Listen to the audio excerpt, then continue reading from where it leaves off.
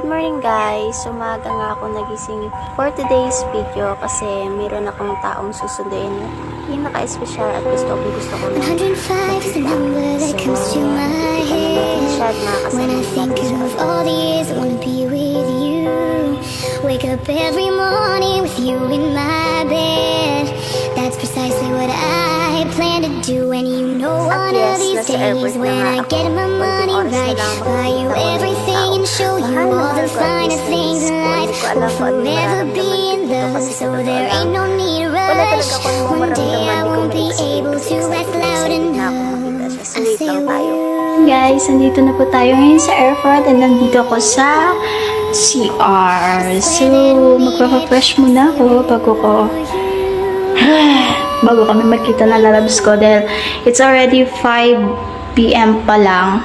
So, 7 PM pa siya makakarating and mahaba-habang hintayin ko. So, mag-retouch muna ako para maganda pagdating niya.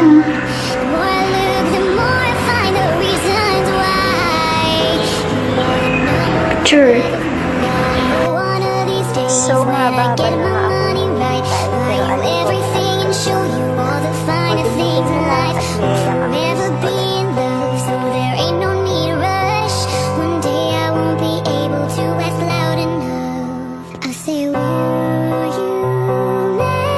At this time, bababa na nga yung aeroplano na kung saan siya nakasakay.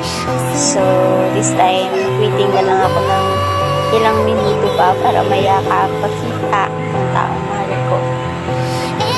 Sobrang excited na ako at waiting pa mayaman naging nararamdaman dito. Pero salamat ako kasi nakikita ko na siya ulit. Kasama na nga kami ulit kung pinagbago ang kulit pa rin namin karoon. Pero kami sa tayo ng